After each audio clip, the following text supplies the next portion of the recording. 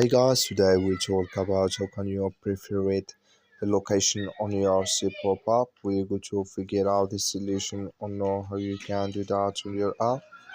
So you just follow these ways, then it's going to work with you. All you have to do, so you just go down here, you click on profile down here. When you just click here on profile, then it's going to take you to this list. It's going to show for you like this here. So then all you have to do now, you just go down here, you keep going down. So then you click here on location and currency here, just click on it. Then it's going to take you to this list. Click here on preferred location, just click on it here.